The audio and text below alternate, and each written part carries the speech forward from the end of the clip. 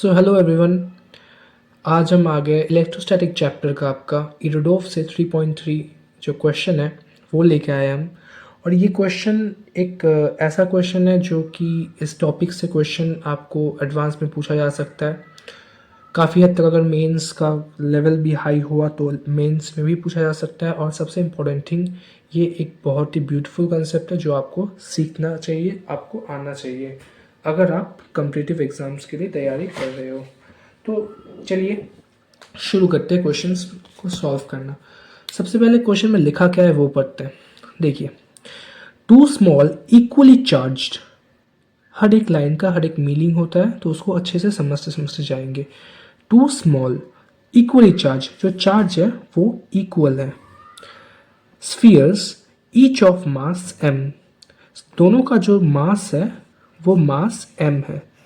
Are suspended from the same point, suspended ये charge दोनों जो है स्फीयर्स जिसके पास चार्ज है वो सस्पेंड हुआ है from the same point by silk threads of length l। The distance between the spheres, जो डिस्टेंस है स्फीयर्स का वो x मानते हैं हम। और वो डिस्टेंस जो है वो जो l है, l यानी सिल्क थ्रेड्स का जो लेंथ है उससे काफ़ी छोटा है। Now find the rate D Q D T, आपको डी क्यू डी टी निकालना है with which the charge leaks. So the charge leaks, D Q D T यानी जो चार्ज है वो लीक करेगा कितने टाइम में। सो उसको आपको निकालना है यहाँ पे। Of each sphere if their approach velocity varies as v equal to alpha by root x where alpha is constant. तो ये क्वेश्चन है आपका। सबसे पहले तो देखते हैं कि क्वेश्चन में दिया क्या क्या है, गिवन क्या क्या है क्वेश्चन में। ठीक है, अगर हम गिवन देखने जाएंगे तो हमें दिया हुआ है, हम देख सकते हैं कि हमें v दिया हुआ है, v equals to a by root x. अच्छा, v जो है उसको हम dx dt भी तो लिख सकते हैं। हम v को dx dt भी लिख सकते हैं because v is the velocity and dx dt is the displacement occurs with respect to time. So dx dt is equals to a by root x. Clear? Okay. We have to find value of dq by dt. सो इस question को करने से पहले आपको एक बहुत ही प्यारा सा कॉन्सेप्ट है, उस कॉन्सेप्ट को जानना पड़ेगा। सो उस कॉन्सेप्ट को पहले डिस्कस कर लेते हैं, फिर इस क्वेश्चन पे आते हैं। तो हाई, यहाँ पे कंसेप्ट को हम अच्छे से समझते हैं। देखिए, मान लो ये वो पॉइंट है जहाँ से दो स्फीयर्स सस्पेंडेड है। ठीक है, मान लो यहाँ पे ये सस्पेंडेड है यहाँ तक एक बॉल, यहाँ पे एक और बॉल सस्पेंडेड है। ठीक है, अच्छा इसका कुछ एक मास है, अब इसका भी कुछ एक मास है, लेकिन क्वेश्चन में हमें दिया हुआ है कि दोनों मास सेम है, सो मास सेम है। ठीक है, इसका भी कुछ एक चार्ज है, इसका भी कुछ एक चार्ज है। ठीक है, अब देखते हैं हम एक चीज़, यहाँ से हम एक नॉर्मल लाइन ड्रॉ करते हैं। अब हमें क्या क्या दिया हुआ है, हमें दिया हुआ है कि दोनों जो चार्ज है उन दोनों चार्ज के बीच का डिस्टेंस जो है वो है x। और ये जो सिल्क थ्रेड्स है उसका लेंथ दिया हुआ है l। इतना जो क्लियर है। अब चलो, अगर ये x है पूरा डिस्टेंस तो ये x/2 होगा, x/2 होगा, ये भी x/2 होगा। ओके, नाउ ये एंगल थीटा फॉर्म करेगा तो ये एंगल भी थीटा फॉर्म करेगा। अब थोड़ा सा ध्यान दो, ये एक स्फीयर है, हम इस स्फीयर और इस स्फीयर में दोनों चीज़ सेम ही होगा, दोनों में एक रिपल, ये जो स्फीयर है ये इस पे एक रिपल्सिव फोर्स लगाएगा, इस तरफ डायरेक्शन होगा इस तरफ। ये भी जो स्फीयर है वो भी इस स्फीयर पे एक रिपल्सिव फोर्स लगाएगा जो कि इस तरफ होगा। ठीक है, तो इसकी वजह से इस पे जो फोर्स लगेगा रिपल्सिव, उसका डायरेक्शन होगा इस तरफ जो कि फोर्स होगा। अच्छा, कौन सा फोर्स लगाएगा? ऑब्वियसली यहाँ पे इलेक्ट्रोस्टैटिक फोर्स लगाएगा जिसको हम Fe से डिनोट कर लेते हैं। ठीक है, अच्छा नीचे की तरफ ऑलरेडी एक फोर्स हमेशा लगेगा जिस फोर्स का नाम है mg, ये तो आपको पता ही होगा, हर एक ऑब्जेक्ट पे नीचे की तरफ mg लगेगा, ठीक है। ये जो फोर्स है इस स्ट्रिंग के साथ टंगा हुआ है ना, तो इस पर एक टेंशन फोर्स लगेगा T। अगर इस पर टेंशन फोर्स T लगेगा तो यहाँ से जो अगर कंपोनेंट को हम यहाँ पे लेंगे, ठीक है, यहाँ पे अगर कंपोनेंट को लेंगे, यहाँ से अगर लेंगे तो यहाँ पे आपका ये थीटा है तो ये भी थीटा होगा, तो ये थीटा होगा तो ये आपका आ जाएगा टी कॉस थीटा इस कंपोनेंट का नाम, और ये कंपोनेंट का नाम आ जाएगा टी साइन थीटा। अब यहाँ से इसको अगर मैं लाइन मान लूँ तो ये x/2 हुआ, इतना x/2 हुआ, इतना x/2 हुआ, पूरा लाइन x हुआ।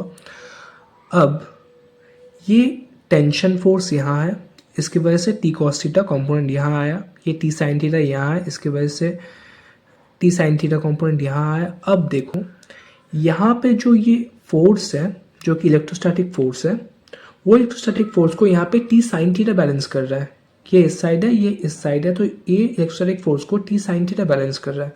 तो हम लिख सकते हैं ना कि T sine theta is equals to electrostatic force F E, as well as हम ये भी लिख सकते हैं कि ये जो टी कॉस थीटा है ये बैलेंस कर रहा है एम जी को। So T cos theta is equals to M G. यहाँ से हम अगर इक्वेशंस को डिवाइड कर दे तो हमें मिल जाएगा tan theta is equals to F E M by M G, ठीक है। तो ये tan theta is equals to F E M G. F E मतलब इलेक्ट्रोस्टैटिक फोर्स, एम मतलब mass of the charge, G यानी जो ग्रेविटेशनल एक्सलरेशन, और tan theta. Now जो चीज़ यहाँ बना वो चीज़ सेम यहाँ भी बनेगा, सेम चीज़। यहाँ भी m मास है, इस तरफ आपका फोर्स लगेगा तो ये इलेक्ट्रोस्टैटिक फोर्स इस साइड डायरेक्शन देगा। यहाँ से आपका टी कॉस थीटा कॉम्पोनेंट आएगा, टी साइन थीटा कॉम्पोनेंट यहाँ आएगा, थीटा एंगल फॉर्म होगा, हर एक चीज़ यहाँ भी सेम। नाउ एक चीज़ और कि यहाँ पे थीटा तो हुआ। अब देखो यहाँ पे अगर ये x, ठीक है, वो बहुत छोटा हुआ l से, if x is very much smaller than l, तो in that case, particular case, वहाँ पे जो थीटा का वैल्यू होगा ना वो साइन के लिए या फिर tan के लिए अप्रॉक्सीमेटली सेम ही होगा। तो उन दैट केस हम इसको ऐसे भी लिख सकते हैं कि sine theta equals to F E by M G, ठीक है। अब क्वेश्चन पे आते हैं। तो ये हमारा क्वेश्चन है जहाँ पे हमें दिया हुआ है हर एक चीज़, हर एक वैल्यू। अब हम निकालेंगे, कैसे निकालेंगे, हमें एक कंसेप्ट पता है, हमें कंसेप्ट के हिसाब से अब फॉर्मूला को अप्लाई करेंगे। क्या फॉर्मूला था हमारा फॉर्मूला था sine theta is equals to,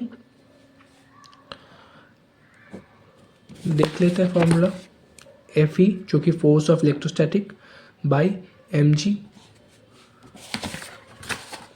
तो लगा दो फॉर्मूला को, sine theta is equals to force of electrostatic by M G. अब यहाँ से हम एफ ई जो है, ठीक है, एफ ई जो है उसको लिखते हैं, उसका वैल्यू लिखते हैं। साइन थीटा है तो इलेक्ट्रोस्टैटिक फोर्स का वैल्यू क्या होता है, इलेक्ट्रोस्टैटिक फोर्स का वैल्यू होता है कि Q इंटू क्यू। सो यहाँ पे जो दो Q है हमें बोल दिया था कि चार्ज जो है वो चार्ज इक्वल है, तो अगर इक्वल है तो हम Q इंटू क्यू उसको Q स्क्वायर लिख सकते हैं डायरेक्टली। एंड हियर बाय जो डिस्टेंस है, डिस्टेंस का स्क्वायर होता है, तो आप यहाँ पे देख लो, हमने डिस्टेंस को यहाँ पे x लिया था, दोनों चार्ज के बीच का डिस्टेंस जो है हमने x लिया था, तो हम यहाँ पे इसको x स्क्वायर लिखेंगे। सो हम यहाँ पे इसको x स्क्वायर लिखेंगे और यहाँ पे mg जो नॉर्मल है उसको प्लेस करेंगे, ठीक है। नाउ साइन थीटा का वैल्यू क्या होगा, साइन थीटा का वैल्यू यहाँ से देखें, अगर साइन थीटा हमें साइन थीटा निकालना है तो ये साइन, ये थीटा है, यहाँ पे आप साइन थीटा मान लो। साइन थीटा का फॉर्मूला क्या होता है? साइन थीटा का फॉर्मूला होता है, साइन थीटा यहाँ से अगर निकालोगे तो साइन थीटा का फॉर्मूला होता है परपेंडिकुलर अपॉन हाइपोटेनस। परपेंडिकुलर आपका है x/2 और हाइपोटेनस आपका है l, तो x/2 अपॉन l। तो साइन थीटा का जो वैल्यू निकलेगा यहाँ से वो निकलेगा x/2 अपॉन l, यानी x/2l is equals to KQ² by x² mg। Now let's solve the question further. यहाँ से आपको कुछ चीज़ें और समझनी होगी और आपको यहाँ से जो मेनली चीज़ है उसको सिंप्लीफाई करना पड़ेगा। सिंप्लीफाई अब हम कैसे करेंगे? अब सिंप्लीफाई देखो, यहाँ से हम ये जो Q² है ना, Q² को थोड़ी देर के लिए साइड कर लेते हैं, ठीक है। साइड करके ये जो x² का टर्म है, x² को इस तरफ लाते हैं। अब x² को इस तरफ क्यों ला रहे हैं? क्योंकि आप देखो यहाँ पे dx dt चाहिए हमें, ठीक है। अब dx dt निकालना है तो x को हमें डिफरेंशिएट तो करना ही होगा। अब x को डिफरेंशिएट करना है तो x टर्म्स को एक साथ लाना पड़ेगा। तो एक काम करते हैं, यहाँ पे x के साथ इसको डिफरेंशिएट करने के लिए लग देते हैं। तो यहाँ पे हमें मिल गया x³ यहाँ पे आ गया। अब ये 2l को इस तरफ ले जाओ तो x³ यहाँ पे ला दिया हमने, यहाँ पे 2l आ गया, यहाँ पे k आ गया, ठीक है। Q² यहाँ पे रहेगा और नीचे रहेगा mg। यहाँ से x³ आ गया, 2l k mg और ये Q²। अच्छा, यहाँ पे एक और काम करते हैं। अब चलो यहाँ पे एक और काम करते हैं। यहाँ पे हमने देख लिया कि यहाँ पे x³ है और यहाँ पे Q² है। हमें क्वेश्चन में मेनली जो चीज़ें निकालनी है वो है dq dt और जो निकालना है dx dt, क्योंकि dx dt का हमें वैल्यू पुट करना है। तो dx dt निकालने के लिए हम यहाँ से निकाल सकते हैं और dq dt निकालने के लिए हम यहाँ से निकाल सकते हैं। तो मेन चीज़ जो यहाँ से करना है हमें वो है डिफ्रेंशिएट करना है। सो लिख दो डिफ्रेंशिएटिंग बोथ दी साइड्स, ठीक है। तो डिफ्रेंशिएटिंग बोथ दी साइड्स अगर हम करेंगे यहाँ पे तो x³ है तो डिफ्रेंशिएट कर दो। यहाँ पे x³ को डिफ्रेंशिएट करोगे तो 3x² आ जाएगा और यहाँ से अगर डिफ्रेंशिएट करोगे, ये जो पूरा टर्म है ना, एक काम करते हैं, इस पूरा टर्म को कुछ मान लेते हैं। ये पूरा टर्म तो कांस्टेंट है, लेंथ कांस्टेंट रहेगा आपका, k कांस्टेंट है, n कांस्टेंट है, g कांस्टेंट है, सब तो कांस्टेंट है ना। तो ये डिफरेंशिएट में पार्टिसिपेट तो नहीं करेंगे। तो इसको एक काम करते हैं, इसको पूरा कुछ मान लेते हैं। तो लेट्स सपोज इसको हम c मान लेते हैं। तो यहाँ पे मान लेते हैं let 2l k mg equals to c। चलो इसको c लिख देते हैं, 3x² equal to c Q²। Sorry, यहाँ पे डिफ्रेंशिएट करेंगे तो 2q आ जाएगा। अब जो सबसे इम्पॉर्टेंट चीज़, बहुत इम्पॉर्टेंट चीज़ है, हमने डिफ्रेंशिएट यहाँ पे किसी के रेस्पेक्ट में नहीं किया। सो हमें यहाँ पे dx dt लिखना पड़ेगा। हमें यहाँ पे 2q dq dt लिखना पड़ेगा, ठीक है। हमने डिफ्रेंशिएट यहाँ पे किसी के रेस्पेक्ट में नहीं किया, इसका मतलब ये नहीं है कि हमने कुछ डिफ्रेंशिएट किसी के रेस्पेक्ट में नहीं किया। मतलब यहाँ पे ये बोलना चाह रहा हूँ कि हमने x है और q है, तो हमने ना ही x के रेस्पेक्ट में किया है ना ही q के रेस्पेक्ट में किया है। इसलिए हमने जो डिफ्रेंशिएशन यहाँ पे किया है वो टाइम के रेस्पेक्ट में किया है। सो टाइम के रेस्पेक्ट में किया, इसलिए हम यहाँ पे dt और dq dt लिख रहे हैं, तो क्योंकि हमें टाइम के रेस्पेक्ट में डिफ्रेंशिएशन किया है यहाँ पे। सो ये इतना तो क्लियर है। अब चलो थोड़ा सा इसको देख लेते हैं क्या कर सकते हैं। तो यहाँ पे अगर हम dx dt का वैल्यू जो है वो ऑलरेडी हमें गिवन है। dx dt का वैल्यू जो है वो हमें गिवन है कि a/√x, तो उसको यहाँ पे प्लेस कर लेते हैं 3x²। सो यहाँ पे a/√x और यहाँ पे 2c और ये q है। एक काम करते हैं, q का वैल्यू भी हम निकाल लेते हैं। हम q का वैल्यू कहाँ से निकालें? हम q का वैल्यू निकाल लेते हैं यहाँ से। हमें पता है कि ये तो c है, तो हम इसको ये लिख सकते हैं x³ is equal to c Q²।